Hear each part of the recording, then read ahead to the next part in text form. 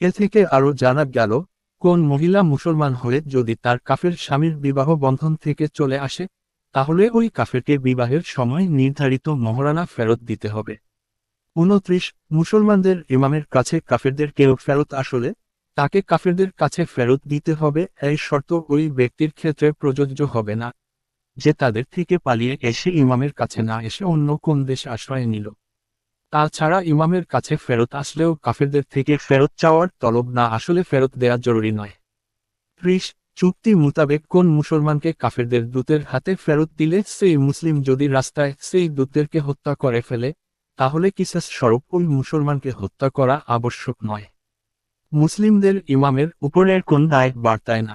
31 মুসলমানদের কোন রাজার সাথে মুশরিকদের নিরাপত্তা চুক্তি থাকা অবস্থায় অন্য কোন এলাকার মুসলিম রাজা এই চুক্তিবদ্ধ কাফেরদের উপর হামলা করতে পারবে। মুসলিমদের উক্ত ইমামের উপর এই হামলা ঠেকানো জরুরি নয়। শাইখুল ইসলাম ইমাম ইবনে তাইমিয়া এর রকমই ফতোয়া দিয়েছেন। তিনি আবু বশিরের ঘটনাকে দলিল হিসাবে উল্লেখ করেছেন। হুদায়বিয়ার সন্ধি চুক্তি সম্পাদিত হওয়ার পর আবু বশির মক্কা থেকে পালিয়ে এসে রাসূল সাল্লাল্লাহু আলাইহি ওয়াসাল্লামের আয়ত্তের বাইরে অন্য এলাকায় চলে যায়। সেখানে থেকে তিনি মক্কার কাফেরদের উপর হামলা করতেন এবং তাদের মালামাল লুট করতেন। রাসূল সাল্লাল্লাহু আলাইহি ওয়াসাল্লাম তাকে এই কাজ থেকে বারণ করতেন না। হুদায়বিয়ার সন্ধিতে কি কি হিকমত রয়েছে? হুদায়বিয়ার ঘটনায় এমনি আরও অনেক হিকমত রয়েছে, যার সঠিক সংখ্যা আল্লাহ ছাড়া অন্য কেউ জানে না। আল্লামা ইবনুল কাইসিম নিম্নি কয়েকটি হিকমত উল্লেখ করেছেন। 1 মূলত এটি ছিল মহান বিজয় তথা মক্কা বিজয়ের ভূমিকা স্বরূপ। পৃথিবীর বড় বড় ঘটনাবলীর ক্ষেত্রে আল্লাহ তাআলার চিরাচরিত নিয়ম হচ্ছে, যে কোন বড় ঘটনা সংঘটিত হওয়ার আগে তিনি একটি ভূমিকা পেশ করে থাকেন, যা সেই ঘটনার কারণ হয় এবং ওই দিকে ইঙ্গিত করে। 2 হুদায়বিয়ার সন্ধি মুসলমানদের জন্য একটি বিরাট বিজয় ছিল, কেননা এর মাধ্যমে উভয়ের পক্ষ পরস্পরকে নিরাপত্তা দিয়েছিল। ফলে লোকেরা পরস্পর মিলেমিশে বসবাস করার সুযোগ পায়। সেই সুযোগে মুসলিমগণ কাফেরদেরকে কুরআন ও ইসলামের দাওয়াত দেওয়ার সুযোগ পেলেন। ফলে প্রচুর লোক ইসলামে প্রবেশ করে। যারা ইসলাম গোপন রেখেছিল, তারাও ইসলাম প্রকাশ করে দিল। এই চুক্তির মেয়াদের মধ্যে লোকেরা স্বেচ্ছায় ইসলামে প্রবেশ করল। যেই শর্তগুলো মুশরিকরা নিজেদের অনুকূলে মনে করে আরোপ করেছিল, সেগুলো মুসলমানেদের কল্যাণে এসে গেল। সুতরাং যেখান থেকে তারা সম্মানের আশা করেছিল, সেখানে থেকেই তারা অপমানিত হল। মুসলমানেরা যেহেতু আল্লাহর সামনে নত হয়েছিল, তাই আল্লাহ তাআলা তাদেরকে সম্মানিত করলেন। বাতিলের মাধ্যমে অর্জিত ইজ্জত হকের মোকাবেলায় অপমানে পরিণত হল। 3 এই সন্ধিকে আল্লাহ তাআলা মুসলমানদের ঈমান ও ইয়াকিন বৃদ্ধির কারণে পরিণত করলেন। এর মাধ্যমে পছন্দনীয় ও অপছন্দনীয় সকল বিষয়ে রাসূল সাল্লাল্লাহু আলাইহি ওয়াসাল্লামের সিদ্ধান্ত মেনে নেওয়া, তাকদীরের প্রতি সন্তুষ্ট থাকা এবং আল্লাহর ওয়াদা পূর্ণ হওয়ার অপেক্ষায় থাকার গুণাবলী অর্জিত হল এবং আল্লাহ তাআলা তাদের অন্তরে প্রশান্তি ও স্বস্তি নাজিলের মাধ্যমে যেই অনুগ্রহ ও দয়া করেছিলেন, তারা তাও দেখতে পেয়েছে। এ সময় তাদের জন্য এটির বিশেষ প্রয়োজন ছিল, কারণ তারা এমন অবস্থায় ছিল যাতে মজবুত পাহাড়ের পক্ষেও স্থির থাকা সম্ভব নয়। সুতরাং এই মুহূর্তে আল্লাহ তাআলা তাদের প্রতি এমন প্রশান্তি নাজিল করলেন, যাতে তাদের অন্তরসমূহ একদম শান্ত হয়ে গেল এবং অন্তরসমূহ শক্ত হয়ে গেল।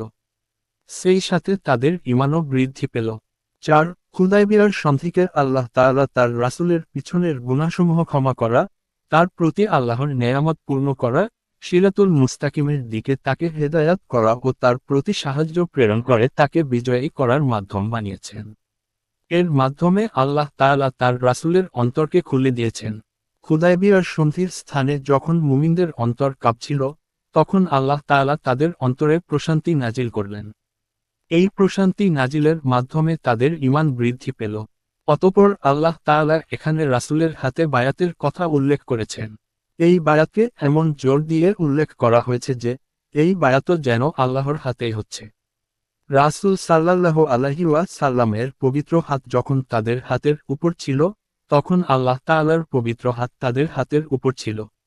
মুহাম্মদ সাল্লাল্লাহু আলাইহি ওয়াসাল্লাম আল্লাহর নবী ও রাসূল। সুতরাং যে ব্যক্তি আল্লাহর রাসূলের হাতে বায়াত করল, সে যেন আল্লাহর হাতেই বায়াত করল এবং যে ব্যক্তি রাসূল সাল্লাল্লাহু অতঃপর রাসূল সাল্লাল্লাহু আলাইহি ওয়াসাল্লামের হাতে বায়াত করার কারণে মুমিনদের প্রতি আল্লাহর সন্তুষ্টির কথা বলেছেন। হুদায়বিয়ার সন্ধি চুক্তি সম্পাদনের সময় মুমিনদের অন্তরের প্রকৃত অবস্থা আল্লাহ তাআলা অবগত ছিলেন।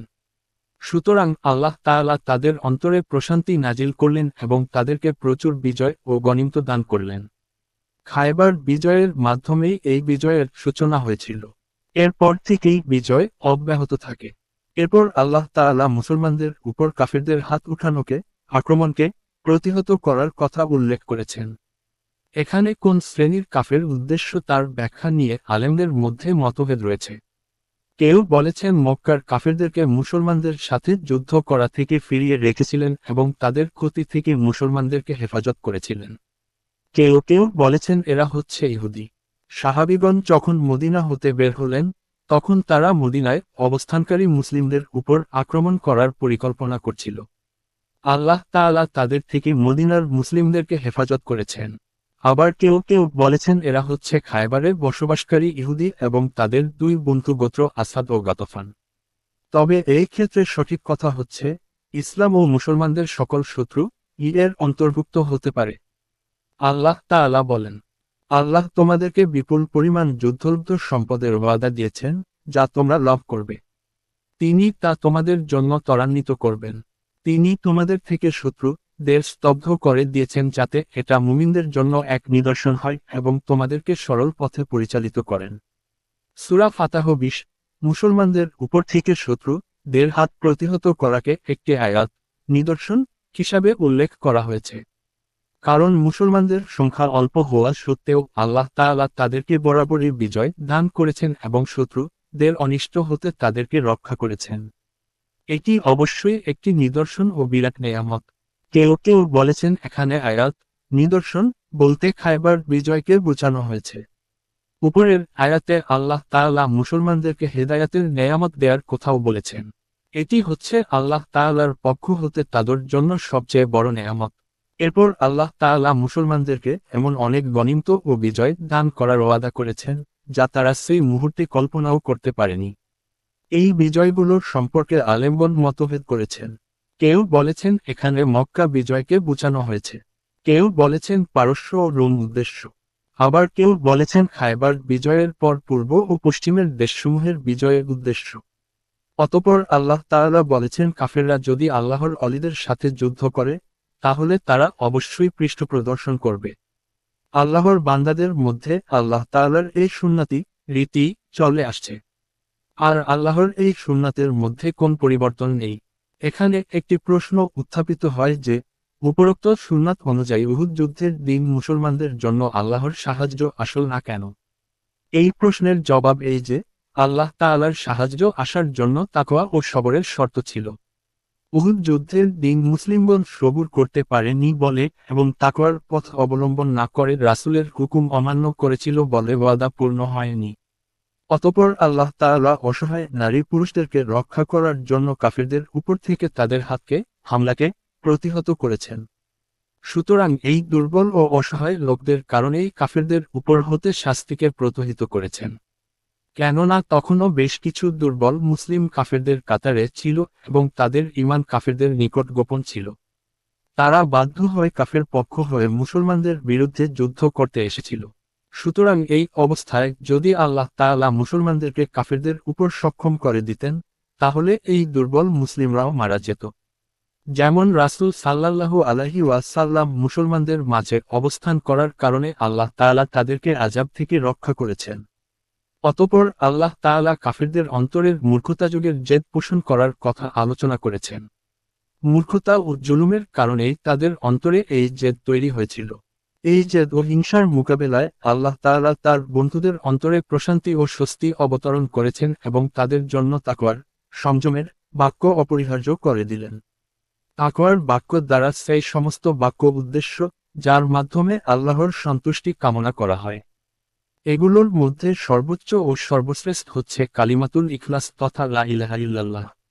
অতঃপর আল্লাহ তাআলা বলেন, তিনি তার রসূলকে হেদায়েত ও সত্য দ্বীনসহ প্রেরণ করেছেন, যাতে একে অন্য সমস্ত ধর্মের ওপর জয়যুক্ত করেন। যদিও এতে মুশরিকরা অসন্তুষ্ট হয়। সূরা ফাতাহ 28।